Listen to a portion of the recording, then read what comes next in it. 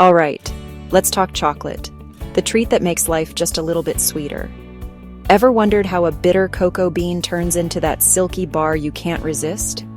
Let me walk you through the mouth-watering journey. It all starts in tropical regions, where cocoa trees grow these football-shaped pods. Inside, you'll find cocoa beans covered in a white, sticky pulp.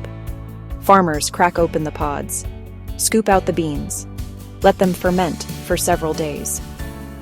This is where the magic begins. Fermentation develops the bean's signature chocolatey flavor. Next up, the beans are dried in the sun. Then they're shipped off to chocolate factories around the world. Once they arrive, it's time for roasting. This step is key. The heat unlocks deep, rich aromas and darkens the beans. After roasting, the beans are cracked open, then winnowed.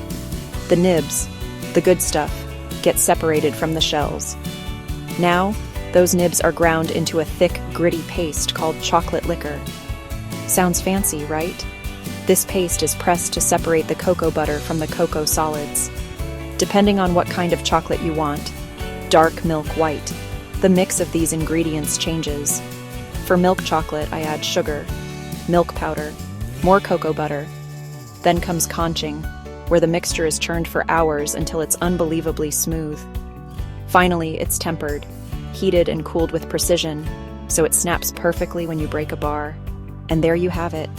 From tropical bean to creamy bar, every bite of chocolate is the result of a seriously satisfying process. Next time you unwrap a piece, remember all that goes into making it so delicious. Thanks for tuning in.